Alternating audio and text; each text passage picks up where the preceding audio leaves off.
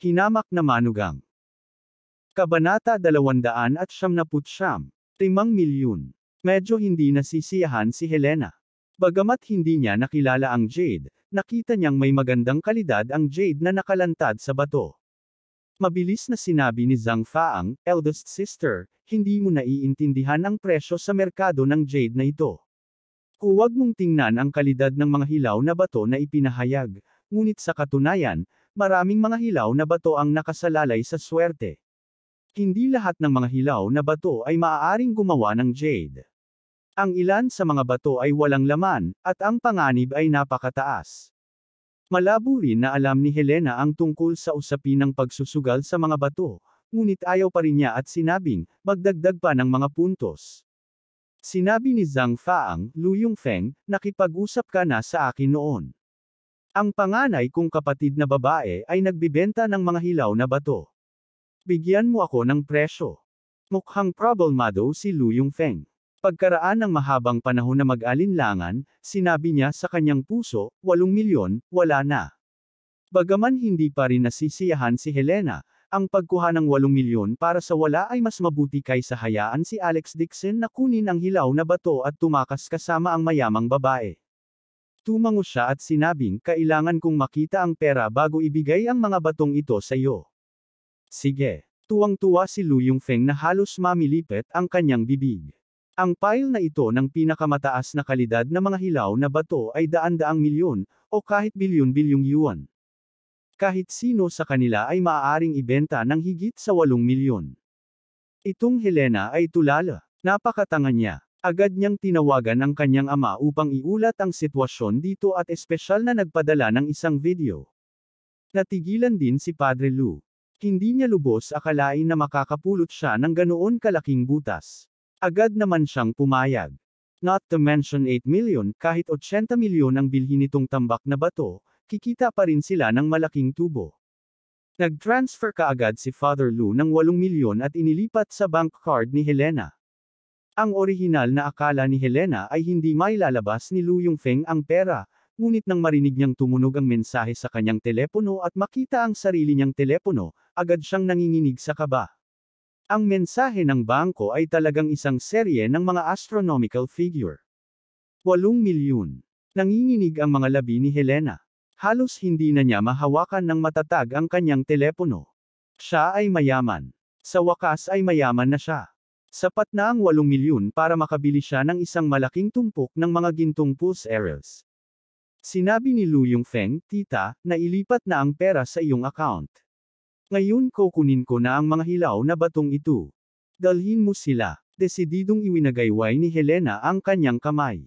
Mayroon na siyang 8,000,000 ngayon at halos mamatay siya sa tuwa. Inaasahan niya na kukunin ito ni Lu Yongfeng sa lalong madaling panahon upang hindi ito maging masyadong abala.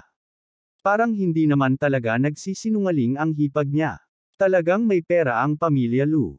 Agad namang nagbigay ng peking ngiti si Helena at sinabing, Young Master Lu, pumunta ka sa bahay namin ng madalas sa hinaharap. Kinausap ka pa ni Jane kahapon. Umiti si Lu Yongfeng at sinabing, tita, ibabalik ko ang mga hilaw na batong ito. Talagang pupuntahan kita. Pipiliin ko ang pinakamagandang jade at bibigyan kita ng pulse arrows. Ikaw pa rin ang bait. You are much better than my trash son-in-law. Sa sobrang tuwa ni Helena ay hindi niya maisara ang kanyang bibig. Nakalimutan niyang ang hilaw na batong binenta niya ay kay Alex Dixon. Tita, mauna na po ako. Mamaya ko na po kayo kukontaken. Pagkatapos magsalita ni Lu Yongfeng, nagkatinginan sila ni Zhang Faang. Pareho silang ligaw sa tuwa sa kanilang mga puso. Malaking tubo ito. Natakot din si Lu Yongfeng na babalikan ni Helena ang kanyang salita, kaya mabilis siyang tumawag ng truck at inilipat ang lahat ng mga hilaw na bato doon. Espesyal na hiniling niya kay Helena na magsulat ng resibo, dahil natatakot siyang magbago ang isip nito. Hindi nagtagal, ang mga hilaw na bato na nakatambak sa bakuran ay inilipat ng malinis at ang sahig ay magulo. Sinundan ni Lu Yongfeng ang truck at umalis. Nagpadala siya ng mensahe kay Zhang Faang, na nagsasabing bibigyan niya ito ng 10,000,000 yuan. Si Helena ay may hawak na 8,000,000 yuan ngayon, tulad ng isang matagumpay na tandang. Napakataas ng ulo niya na halos umabot na sa langit. Proud na proud siya sa sarili niya. Matapos niyang akayin si Zhang Fa ang nalibutin ang malaking villa, agad niyang naramdaman ang pagmamalaki sa kanyang sarili. Noon, kapag wala siyang pera, kailangan niyang pasayahin ang kanyang mayamang hipag. Pero ngayon, iba na. Isa rin siyang mayaman. Si Zhang Faang ay naiinip na pinuri siya ng ilang beses at gustong mabilis na makatakas at hanapin si Lu Yongfeng para makuha ang rebate. Aalis na sana ang dalawa sa villa, pumasok si Uncle Lee mula sa pinto. Sa likuran niya ay 7 o 8 manggagawa, na hila-hila ang isang malaking hilaw na bato ng napakahirap. Nang makita niyang magulo ang bakuran ay agad siyang natigilan. Bilis tumawag ka ng pulis, may pinasok na magnanakaw ang villa. Bago pa matapos magsalita si Uncle Lee ay agad siyang nilapitan ni Helena at mayabang na sinabi, ikaw ang gatekeeper ng villa na ito. Tumawag ka ng pulis. Ako ang biyenan ni Alex Dixon. I have the stones in this courtyard, move away. Natigilan si Uncle Lee sa kinatatayuan, tumutulo ang malamig na pawis sa kanyang noo. Tapos na. Siya ay orihinal na sumunod sa mga tagubili ni Alex Dixon at dinala ang truck sa villa at pansamantalang itinambak ang mga hilaw na bato sa looban. Pinangasiwaan niya ang mga manggagawa na ilipat ang mga hilaw na bato, ngunit ang nakikitang hilaw na bato ay masyadong mabigat, hindi bababa sa 10 tonelada. 4 na manggagawa ang hindi makakagawa nito, kaya kailangan niyang makahanap ng isang tao sa huling minuto. Hindi niya inaasahan na wala pang 1 oras na ibebenta ni Helena ang hilaw na bato sa bakuran habang binabantayan niya ang paggalaw ng hilaw na bato. Natarante si Uncle Lee, ngunit ang kabilang partido ay ang biyenan ni Alex Dixon. Mabilis niyang sinabi, "Shoo, ito ang hilaw na bato na inutusan ni Mr. Dixon na ilagay sa bakuran. Saan mo ito nilipat?" Nagbago ang mukha ni Helena, at nagalit, "Saan ko inilipat? Ikaw, isang utusan, ay hindi kwalipikadong magtanong. Iyan ang gamit ni Mr. Dixon." Hindi masaya si Helena. Tinuro niya si Uncle Lee at pinagalitan, nanay niya ako. Kumakain, umiinom, at nagkakalat sa Lewis family. Akin din ang gamit niya. Hindi ko ba pwede itong galawin? Hindi, tinatanong ko kung saan mo ito dinala. Si Uncle Lee ay mahigit sa 60 taong gulang, ngunit basang-basa siya sa pawis dahil sa pananaway ni Helena. Natarante siya na hindi niya alam kung saan ilalagay ang kanyang mga kamay at paa. Si Helena ay may multo sa kanyang puso at umalis sa gulat. Agad niyang sinabi, "Mawala ka. Hindi mo na ako dapat pang pakialaman." Mabilis siyang pinigilan ni Uncle Lee at nagmamakaawa sa mahinang boses, "Shoo, nandito ako." Inutusan ni Mr. Dixon na bantayan itong batch ng mga hilaw na bato. Saan mo sila nilipat? Nasa estado ng pagkabalisa si Helena matapos siyang tanungin. Itinaas niya ang kanyang kamay at binigyan siya ng isang sampal.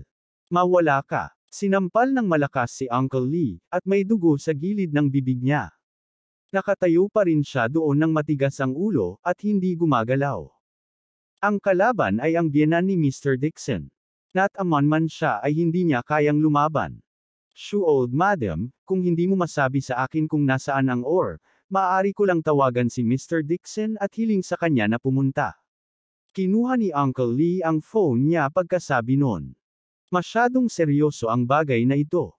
Kailangan niyang pigilan si Helena at magsumbong kay Alex Dixon. "Ano? Bakit mo siya tinawag?" Nagbago ang ekspresyon ng mukha ni Helena at inagaw ang telepono. "Give me the phone. I am the mother." Hindi ko ba magagalaw itong mga sirang bato? Kinakabahan siya at agad na binuhat ang bag at tinawag si Uncle Lee. Hinarang ni Uncle Lee ang atake ni Helena habang mabilis na tinatawag si Alex Dixon. "Mr. Dixon, patawarin mo ako sa aking pagpapabiyo sa tungkulin. Hindi ko nabantayan ang iyong hilaw na bato at hinayaan kong kunin ito sa iyong biyenan. Responsibilidad ko ito. Pahirapan mo sana ako." Pinagalitan ni Alex Dixon si Wang Lizu sa kanyang opisina na may malungkot na mukha. Kahit anong paraan ang ginamit niya, kailangan niyang hanapin ang magnanakaw na gumawa ng jade pendant. Nang matanggap niya ang telepono ni Uncle Lee, natigilan siya ng 4 hanggang 5 segundo. What the hell? Ang kanyang biyenan ay talagang tumakbo sa villa at kinuha ang lahat ng kanyang mga hilaw na bato. Baliw ba si Helena? Galit si Alex Dixon sa kanyang puso. Sa unang pagkakataon, nakaramdam siya ng labis na pagkasuklam kay Helena. Sinabi niya sa malalim na boses, pupunta ako ngayon. Sa sandaling ito, ngumiti ng paumanhin si Wang Lizu kay Alex Dixon. Boss Lin, nagpadala ng mensahe si Dulong. Sinabi niya na ang magnanakaw na nakuha ng iyong jade pendant ay natagpuan na. Ang mga mata ni Alex Dixon ay nagsisiwalat ng layuning pumatay. Sino ta? Kabanata 300. Siya ang iyong biyenan, Helena. Sabi ni Wang Lizu habang nanginginig. Sa pagkakataong ito, tinitigan ni Alex Dixon si Wang Lizu, hindi makapagsalita ng isang buong minuto. Ang galit sa kanyang dibdib ay parang isang nasusunog na bar aisles ng gasolina, na tumataas ng 3 metro sa taas na may swoosh. Itong Helena. Naikuyom ni Alex Dixon ang kanyang mga kamao. Umaapaw sa langit ang galit sa kanyang puso. Dati, kapag nasa bahay si Helena, nagparaya siya para sa kanyang asawa.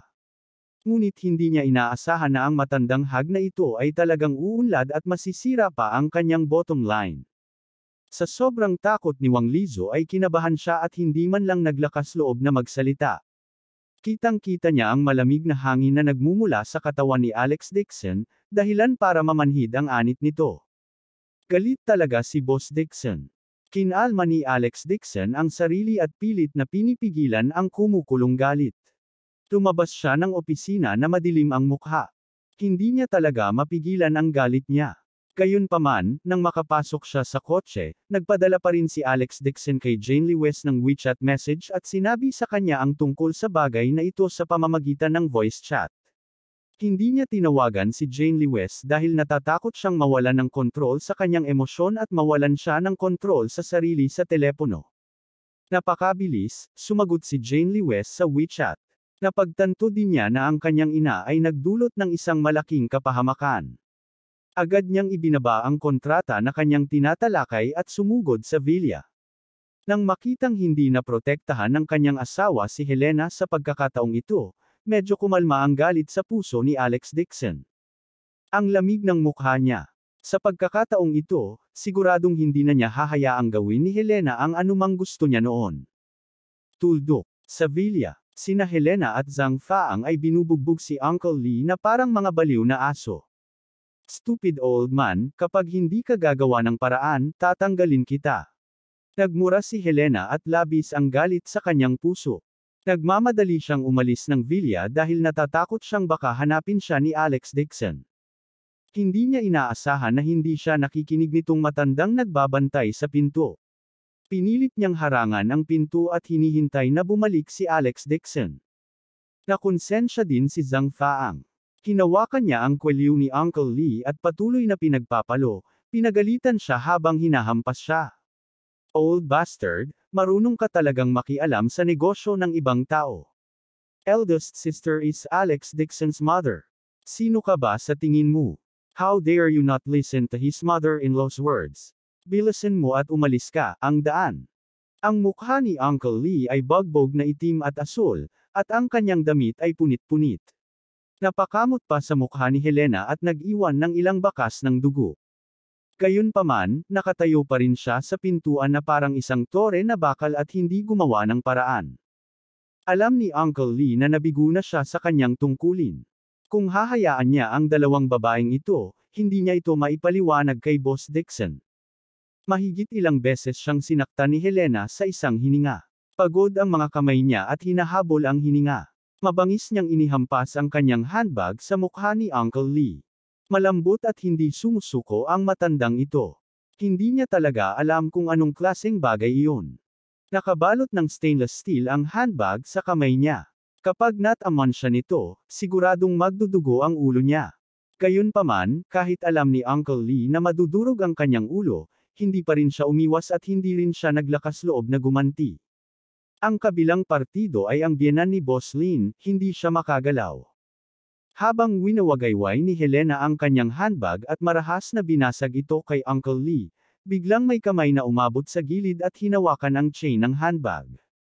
Galit na tumangala si Helena. Bago niya makita kung ano ang hitsura ng kabilang partido, ang handbag ay inagaw ng kabilang partido. Napatitig siya rito at agad na nagpanik. Dixon. Malamig ang ekspresyon ni Alex Dixon. Hinawakan niya ang handbag ni Helena at itinapon ito nang hindi tinitingnan. Sa tabi ng vilya ay isang panganib na lawa. Ang handbag ay gumuhit ng parabola sa hangin at nahulog sa lawa na may huwala. Bag ko. Natigilan si Helena at agad na napasigaw sa sakit. Iyon lang ang LV bag niya. Ito ay kadalasang nakatago sa aparador at ginagamit upang ipagyabang. Hindi lang bank card ang nasa bag, may tambak din ng mga alahas na kalalabas lang niya. Mayroon ding mahigit $2,000 na pera, isang telepono. Sa sobrang sakit ng puso ni Helena ay kinikilig ito. Sa sobrang galit niya ay hindi niya maiwasang sigawan si Alex Dixon. How dare you throw away my bag? Tumalon ka agad at kinuha ang bag. Kung hindi, umalis ka sa Lewis family. Kung sa ibang pagkakataon, kailangang sundin ni Alex Dixon ang utos niya kahit palitan siya nito na parang nagbubuga ng dugo. Ngunit ngayon pagkatapos sumigaw si Helena, napagtanto niyang si Alex Dixon ay parang estatwa, nakatayo sa harapan niya nang hindi kumikibo. Nakakatakot ang lamig ng mukha niya. Nanlamig ang kanyang mga mata, at hindi maiwasan ni Helena na makaramdam ng lamig sa kanyang likod. Gayunpaman, nang maisip niya kung paano siya ang kanyang biyenan, muling tumaas ang kanyang kumpiyansa at siya ay sumigaw. Bakit di ka nakikinig sa akin? Bakit hindi mo pinupulot? Nakita na ni Alex Dixon ang gulo sa looban. Inilayo na ang mga hilaw na bato sa bakuran, at ang mga bulaklak at halamang nakatanim sa bakuran ay natapakan, lalo na ang 2 panlo na itinanim niya sa palayok ng bulaklak. Maging ang palayok ng bulaklak ay nabasag na. Sa kabutihang palad, ang 2 mas lumangoy na panlo ay hindi nasira at inilibing sa ilalim ng lupa. Ang magandang bakuran sa hardin na orihinal na itinayo sa 10 milyong yuan ay naging magulo na. Ang puso ni Alex Dixon ay nagngangalit sa galit. Malamig niyang sabi, Helena, kinuha mo ba ang jade pendant sa kwarto? Anong tinawag mo sa akin? Natigilan si Helena at agad na napasigaw. Hindi mo ba ako kinikilala bilang nanay mo, di ba? Hindi kita gusto bilang manugang ko. Bilisan mo umalis ka sa harapan ko. Nakaramdam siya ng hindi maihahambing na pagkakasala at nais lamang niyang mabilis na makatakas. Kinuha mo ba? Sigaw ni Alex Dixon sa matigas na boses. Saan mo dinala ang hilaw kong bato? Tanong ni Alex Dixon. Matanda na si Uncle Lee, pero talagang binugbog mo siya ng ganito. Si Tito Lee, na nakatayo sa tabi niya, ay binugbog hanggang sa mapuno ng dugo ang ulo, at tumulo pa ang ilong sa kwelyo niya. Magaling man ang martial arts ni Uncle Lee, 60 taong gulang pa rin siya. Talagang binugbog siya ng 2 shrew na ito hanggang sa matabyunan ng mga sugat ang buong katawan niya. Natarante rin si Zhang Faang sa kanyang puso at nagkunwaring kalmado habang sinasabi, Alex, kasalanan mo ito. Nanay mo si eldest sister. Ano ang ginawa niya sa pendant mo? Karapatan din ng nanay mo na galawin ang mga hilaw na bato, sa looban, na ito. Malamig na sinulyapan siya ni Alex Dixon at sumigaw. Ano ka ba? Galit na galit si Helena kaya umaakyat ang usok mula sa kanyang 7 butas. Pinagalitan niya, tita mo ito. May pera at kapangyarihan siya sa Jing City. Humingi ka ng tawad sa tiyahin mo. Ha, karapat dapat ba siya? Umisi si Alex Dixon at hindi siya pinansin. Ano ba naman? Nararapat siyang tawaging tita. Kung hindi dahil sa asawa niya. Mababa ang tingin niya sa Lewis family. Nagkunwari si Zhang Faang na nakaramdam ng mali, eldest sister, hindi ko inaasahan na minamaliit ako ng manugang mo. Parang wala talaga siyang pakialam sa iyo at hindi ka nirerespeto. Ano gusto mo siyang pakasalan si Jane sa ganoong tao? Nagalit si Helena sa kanya to the point na hindi niya napigilan ang mukha. Nang makita niyang paparating si Alex Dixon para tulugan siya, lalo na siyang nagalit. Alex Dixon, I think you are really going against us today. You lived for nothing in Lewis family, and I haven't even settled the score with you. Kahit na aso ka na pinalaki ng Lewis family ko, dapat ikaw ay marunong kang magbayad ng utang na loob. Kaya paano kung kumuha ako sa iyo ng ilang piraso ng sirang bato? Hindi ka man lang may kukumpara sa aso. Habang nagsasalita si Helena, mas lalo siyang nagalit. Hindi lang nawala ng mukha ang basurang ito, tinapon pa niya ang bag niya. Lahat ng pera niya sa bag. Sa sobrang galit ni Helena ay hindi niya maiwasang sampilan ito sa mukha. Nanlamig ang mga mata ni Alex Dixon. Hinawakan niya ang braso ni Helena at walang iniisip na winagiwi niya ang kamay at sinuntok si Helena. Akmang tatama ang suntok kay Helena, may nag-aalalang sigaw mula sa likuran. Alex, anong ginagawa mo? Kabanata 301. Ang malutong at gumagalaw na boses na ito ay agad na gumising kay Alex Dixon. Pinigil niya ang galit sa dibdib at tumalikod. Nakatayo sa likuran niya si Jane Lewis. Mukha siyang pagod at bakas sa mukha niya ang gulat. Mukhang natakot siya sa ginawa niya kanina. Gustong-gustong bugbugin ni Alex Dixon si Helena, ngunit sinabi sa kanya ng dahilan na kapag binugbog niya si Helena sa harap ng kanyang asawa, hindi matatapos ang usapan. Pinigilan niya ang kanyang galit at sinabing, "Asawa, ninakaw ni nanay ang aking pendant at ibinenta ang aking hilaw na bato." Binugbog din niya si Tio Lee. Ngunit bago niya natapos ang kanyang mga salita, agad na napaungol at umiyak si Helena. "I didn't. Alex Dixon also wronged me. Jane, kanina pa niya ako gustong suntukin. Bukas mo na lang hiwalayan ang basurang ito." Noong una, natakot si Helena. Ngunit nang makita niyang sumugod ang kanyang anak, muli siyang lumakas ang loob. Binago niya ang kanyang mabangis na hitsura mula sa dati at agad na nagsimulang umiyak. "Nay, itigil mo na ang panggugulo." Nakaramdam din si Jane Lewis sa kanyang puso. Paanong hindi niya malalaman kung anong klaseng karakter si Helena? Kumunot ang noo niya at sinabing, "Tinawagan ko lang si tatay at pinauwi ko siya para tingnan." Nabaligtad nga ang kwarto. Nang banggitin ang pulis, hindi na ituloy ni Helena ang pagpapanggap. Pinunasan lang niya ang kanyang mga luha at atubili na aminin ito. "I took it, so what?" Ilang taon nang nag-freeload si Alex Dixon sa Lewis family. "Itong pendant ang gagamitin bilang regalo sa akin." Sabi ni Jane Lewis, "Nay, ang pendant na ito ay importante kay Alex. Ibalik mo sa kanya. Kung gusto mo ng iba pang alahas, bibilhan kita." Malamig na sabi ni Alex Dixon, "At saka, saan mo ipinadala ang mga hilaw na bato sa aking bakuran?" Biglang kinilig si Helena. Ibinenta lang niya ang mga hilaw na bato sa halagang 8 milyon. Paano niya naidura ang pera? Bigla siyang umayos ng leeg. Naiinis na sabi niya, "Nakita ko na ang tambak na ito ng mga bato ay punit-punit na. Nakatambak ito sa bakuran at inookupahan ang isang lugar, kaya kumuha ako ng isang tao upang ihatid ito at ibuhos ito." "Saan ito nahulog?" tanong ni Alex Dixon. Sinabi ni Helena, "Nakalimutan ko. Ano ang napakahusay tungkol sa isang tumpok ng mga sirang bato? Tumulong ako dahil sa kabaitan, ngunit ang totoo ay gusto mo akong patulan. Anong ingrate?" Sa sandaling ito, biglang tumunog ang telepono ni Zhang Faang. Nataranta siya at kinuha ang telepono para i-off ito, pero sa gulat niya, pinindot niya talaga ang hands-free button. Biglang nagmula sa telepono ang masayang boses ni Lu Yongfeng. "Sister Zhang, nadala ko na ang tumpok ng mga hilaw na bato na yon.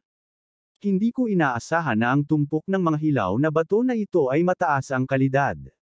Nagkakahalaga ito ng daan-daang milyon. Naglipat na ako ng 1 milyong yuan, pabalik sa iyong bank card. Maaari mong suriin ito." Sa sobrang takot ni Zhang Faang ay namutla ang kanyang mukha. Agad niyang pinatay ang telepono. Gayunpaman, malinaw na narinig ng lahat ang boses sa telepono. Galit na galit si Alex Dixon. Lalong dumilim ang kanyang mukha. Malamig niyang tinitigan si Helena at sinabing, "Ibinenta mo ang hilaw kong bato kay Lu Yongfeng." Hindi niya akalain na magiging ganito kawalanjiya ang kanyang biyenan. Nagpanik si Helena. Galit at galit siya sa puso niya. Hindi niya inaasahan na ang hilaw na gemstone na ito ay hindi 100 milyon. Kahit na ang rebate ni Zhang Faang ay higit pa sa kanyang 8 milyon. Agad niyang pinagalitan si Zhang Faang. "Okay, ikaw at ang Lu na iyon ay nagtutulungan para lokohin ako." Nataranta si Zhang Faang at sinabing, "Eldest sister, sabi mo gusto mong ibenta ang hilaw na bato ni Alex Dixon, at sinabi mo rin na ang hilaw na batong ito ay tanda ng pagmamahal na ibinigay sa kanya ng mayamang babae.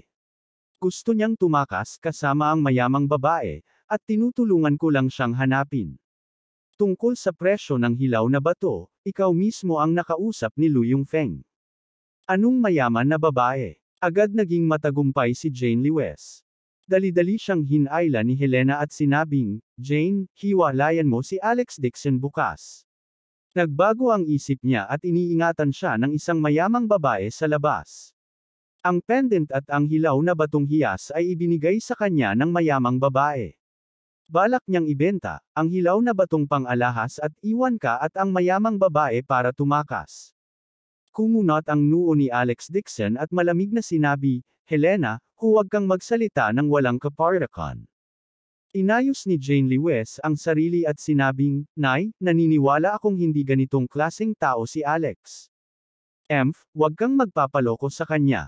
Sinundan siya ni nanay at kinunan pa siya ng litrato na nakikipag-date siya sa isang mayamang babae, confident na kinuha ni Helena ang phone niya at binaliktad ang litratong kuha noong araw na iyon at ibinigay kay Jane Lewes. Orihinal na hindi naniniwala si Jane Lewes ngunit nang makita niya ang larawan, agad na kumunot ang noo ni Liu Mei. Sa larawan, nasa isang hotel room na kasama ni Alex Dixon ang isang babae. Magkaharap silang dalawa. Napaka-sexy ng suot ng babae, parang dilag.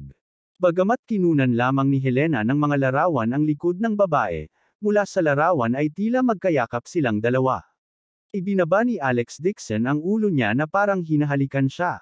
Mabilis ang tibok ng puso ni Jane Lewes, at gulong-gulo ang isip niya. May ibang babae kaya si Alex Dixon sa labas. Tila may nahawakan si Helena at mayabang na sinabi, "Kita mo, tama si nanay, si Alex Dixon ay kinuha ng isang mayamang babae." Pagkasabi noon ay agad niyang inangat ang ulo at sinigawan si Alex Dixon. "Basura ka. Saan mo nakuha ang mukha mo para makasama ang anak ko? Hindi ka naman tinatrato ng Lewes family, pero may niloloko ka talagang babae. Kung sinabi ko kanina na hindi ka mabuting tao, hihiwa-hiwalay na sana ako, anak ko bukas." Nagsalubong ang kilay ni Alex Dixon. Hindi niya inaasahan na lihim na kukunan ng litrato ni Helena ang pribadong pagkikita nila ng kanyang munting tiyahin. Higit pa rito, ang larawang ito ay kinuha mula sa isang nakakalito na anggulo. From the photo, parang may kayakap siyang babae, at sobrang ambiguous ng posture niya. Naging malamig din ang ekspresyon ni Jane Lewes, at nagtanong, "Alex Dixon, sino ang babaeng ito?" Malamig niyang paliwanag, "Jane, hindi ito ang iniisip mo." Pooh. Agad na sumigaw si Helena, "Wretched loser, gusto mo pang mag-quibble? Nakita kong pumasok ka sa hotel ng sarili kong mga mata, nakikipaglokohan sa mga babae. Sasamahan ka ni nanay na hiwa-layan ang basurang ito ngayon din." "Ma, tatanungin ko muna ng malinaw," malamig na sabi ni Jane Lewes pero puno ng disappointment ang mga mata niya at nasasaktan din ang puso niya. Hindi niya inaasahan na may babae talaga si Alex Dixon sa labas. Bigla siyang nakaramdam ng kirot sa puso. Siya kaya, hindi ba talaga siya minahal? Nakita ni Alex Dixon na namula ang mga mata ni Jane Lewes at puno ng hinanakit ang kanyang mga mata. Nangilid ang mga luha sa kanyang mga mata at agad itong nag-aalalang sinabi, "Jane, huwag kang makinig sa kalokohan ni Helena. Actually kababata ko siya. Gusto mo pang makulam ang anak ko. Hiwalayan mo na si Jane. Itong jade pendant at ang hilaw na bato ay ituturing na kabayaran sa pinsala niya sa pag-iisip. Iiwan mong malinis ang pamilya." Napaungol si Helena at naputol, "I saw it with my own eyes." Hindi mo lang niyakap ang mayamang babae, nagubad pa silang dalawa ng damit at nagpagulong-gulong sa kama. Namumula ang mga mata ni Alex Dixon. Ikinuyom niya ang kanyang mga kamao at sinabing, "Helena, huwag kang magsalita ng kalokohan." Sa sandaling ito, isang payat na boses ng babae ang biglang nagmula sa labas ng pinto. "Mr. Dixon, dito ka ba nakatira?" Natigilan si Alex Dixon. Tumingon siya at nakita si Jiang Shuili na nakatayo sa pintuan. May hawak siyang stack ng mga papel na dokumento at tumitingin sa paligid. Nakita din ni Jiang Shuili si Alex Dixon at agad na napangiti ng nahihiya. "Mr. Dixon, pumunta lang ako sa Chingian Company at walang tao doon, at hindi kita mahanap sa bahay mo. Narinig ko ang sinabi ng biyenan mo. Baka nandito ka kaya pumunta ako dito." Siya ay dumating upang ihatid ang mga dokumento ng bangko kay Alex Dixon, at sa kanyang kamay ay isang napakagandang kahon. Umiti si Jiang Shuili at sinabi, "Ito ang Reg Along binili ko para sa iyo. Nakasuot siya ng itim na uniforme sa bangko at sa unang tingin ay parang suit ni Dixon Shenglan sa larawan. Nakita ni Helena na may paparating at sinamantala niya ang pagkakataong gumawa ng gulo. Natatakot siyang mahanap siya ni Alex Dixon para hingin ng hilaw na bato kaya agad niyang iniba ang topic. Agad siyang sumigaw ng mapusok. Itong babaeng to. Binigyan pa talaga ng walang hiyang taong ito ang basurang ito. Tell me, binigay mo ba sa akin ang mga gamit sa looban? Natakot si Jiang Shuili at inisip na tinanong niya ang kahon sa kanyang mga kamay at nauutol, ay. Ibinigay ko ito sa iyo. Ako lang. Ano ang nangyayari? Bumili siya ng isang kahon ng prutas habang papunta at gusto niyang pasalamatan si Alex Dixon sa pagpayag na ma-promote siya bilang manager. Ngunit hindi niya inaasahan na pagdating pa lang niya sa pinto ay papagalitan siya ng mabangis na matandang babae na ito. Hindi ba't dalawa lang ang mabahong pera na naglalakas loob na akitin ang asawa ng aking anak? Galit na galit si Helena na hindi niya alam kung saan magsisimula. Mabangis siyang sumugod at sinampal si Jiang Shuili. Galit na si Alex Dixon. Nakita niya na gusto talagang hampasin ni Helena si Jiang Shuili para sa palihim na pagkuha ng pendant at ng hilaw na bato. Hindi niya pinagkaiba ang tama sa mali. Hindi na niya napigilan ang sarili. Humakbang siya pasulong at marahas na hinawakan ang kamay ni Helena. Mawala ka. Kinurot si Helena sa kanyang palso at galit na umungol. Ikaw ang dapat na mawala. Isa kang asong pinalaki ng aking Lewis family. Bago pa siya makatapos, hindi na napigilan ni Alex Dixon ang kanyang galit at sinipa ng malakas si Helena. Kabanata 302, Dong. Isang nakakadurog na sipa ang damapo sa dibdib ni Helena. Ang katawan ni Helena ay pinalipad ng 1 metro ang layo at siya ay sinipa sa lupa. Para siyang nawalan ng malay, bumagsak siya sa lupa nang walang ingay. Natigilan si Jane Lewis. Hindi pa siya nakaka-recover sa shock. Natigilan din si Zhang Faang. Hindi niya inaasahan na ang basura ay talagang magiging mabangis. Bumagsak si Helena sa lupa at hindi gumalaw. Nanay! Napasigaw si Jane Lewis at sumugod sa gulat. Nakahiga si Helena sa lupa habang nakaharap sa langit ang mukha. Tuluyan na siyang natigilan sa sipa. Pagkatapos ng ilang beses na inalog ni Jane Lewis, bumalik sa katinoan si Helena. Sobrang sakit ng dibdib niya na parang nabali ang kanyang tadyang. Biglang bumuka ang bibig niya. Lumuwa siya ng isang bibig ng dugo. Tumalsik ang dugo sa mga kamay ni Jane Lewis. Sa sobrang takot niya ay namutla ang mukha niya at nawalan siya ng malay. Natigilan din si Alex Dixon at medyo nanghihinayang. Dahil sa galit niya ay subconsciously niyang sinipa si Helena. Isa pa, hindi naman mabigat ang sipa. Pero kahit na ano, ang pagsipa sa biyenan sa harap ng asawa ay tiyak na magagalit sa asawa. Nay, kamusta? Natakot din si Jane Lewis sa dugong ibinuga ni Helena. Umiyak siya at niyugyug si Helena.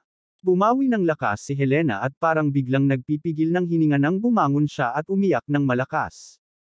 Jane, sinipa talaga ako ng basurang ito. Gusto niyang patayin ang nanay mo dahil sa pakikipagtalik niya sa mayamang babae. Gusto niyang sirain ang ebidensya. Nang makitang umiiyak si Helena ng napakalakas, nakahinga ng maluwag si Jane Lewis. Ang umiyak at sumigaw ay mahirap na hindi niya sinaktan ang kanyang mga vitals. Gayunpaman, talagang sinipa ni Alex Dixon ang sarili niyang ina hanggang sa lumuwa ito ng dugo.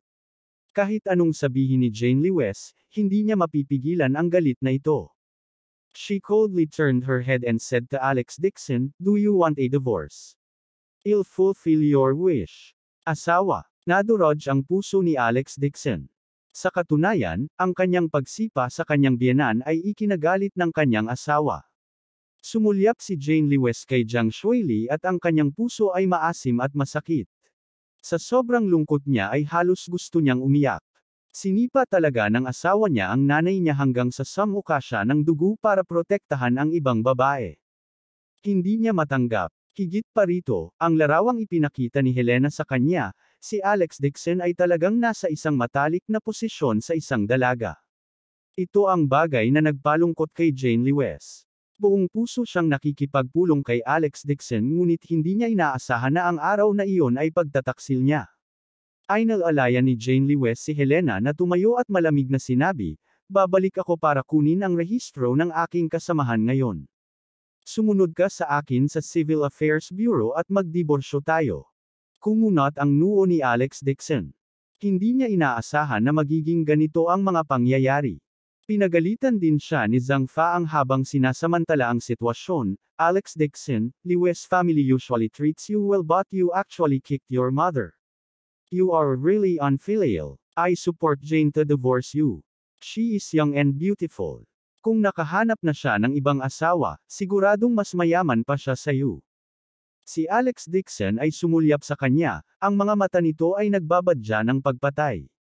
Sa sobrang takot ni Zhang Faang ay agad niyang itinikom ang kanyang bibig at hindi nang ahas na magsalita. Masyadong malakas ang layunin ng pagpatay sa mga mata ng kabilang partido. Pagtingin pa lang nito ay nanginginig na siya. Ito ba ay hitsura ng isang basura? Mom, I'll help you to the hospital.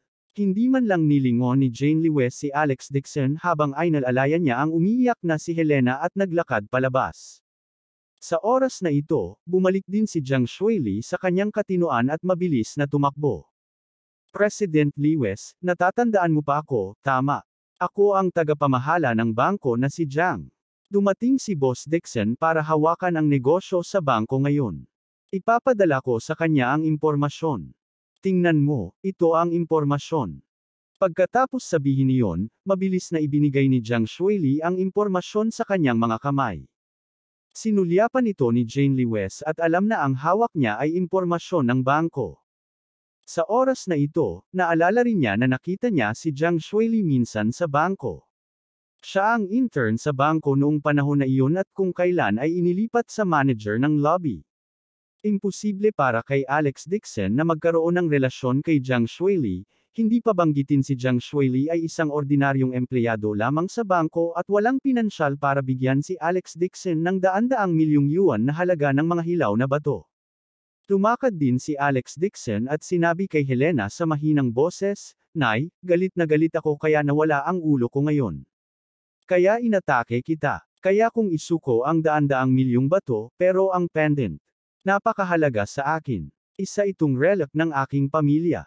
Pakibalik ito sa akin." Basura, naglakas loob ka pang humingi sa akin ng pendant. Galit na galit si Helena na galit na galit. Ikinumpas niya ang kanyang bilugan na braso at inihampas ito kay Alex Dixon. Nanay. Natigilan si Jane Liwes at walang malay na humarang sa harap ni Alex Dixon. Muntik nang mataman ni Helena ang mukha ng anak at sa sobrang takot ay agad nitong binawi ang kamay. "Jane, bakit mo pa tinutulungan itong walang kabuluhan? Tumabi ka at hayaang bugbugin siya ni nanay hanggang mamatay." Si Jane Liwes ay roon nang hindi gumagalaw at ang kanyang ekspresyon ay lubhang komplikado. Umasa na lang siya sa instincts niya at sumugod para harangan ang sampal ni Alex Dixon. Ito ay wala sa kanyang instinct. Gayunpaman, nang makita ni Alex Dixon ang kanyang asawa na hinarang ang sampal para sa kanya, lalo na siyang nakakaramdam ng hindi komportable at naantig. Lahat ng ginawa niya ay para sa asawa niya. Ang daan-daang milyong hilaw na bato ay ibinente ni Helena. Wala siyang pakialam. Kaya niyang ibigay ang vilya na ito kay Helena. Pero ayaw niyang hiwalayan ang asawa. Noong una, unti-unting naging maayos ang relasyon nilang dalawa. Dahil lamang sa pakikialam ng biyenan kaya nadismaya si Jane Liwes na mag-alok ng diborsyo. Hinayla ni Alex Dixon ang kamay ni Jane Liwes at sinabing, "Asawa, hindi mo dapat sinaktan si nanay ngayon lang. Kung galit ka, sampilan mo ako. Hindi ako lalaban. Bakit naman kita papatulan?" Lalong sumama ang loob ni Jane Liwes. Seryoso siyang tumingin kay Alex Dixon. "Tell me honestly, may kasama ka bang babae sa hotel?" Ito. Sandaling nag-alinlangan si Alex Dixon. Kung sasabihin niya sa kanya ang tungkol sa kanyang titahian, hindi maiiwasang magkita ang dalawa. At labis na kinasusuklaman ng kanyang tiyahin ang Liwes family. Kung mas maaga silang nagkita, siguradong magkakagulo.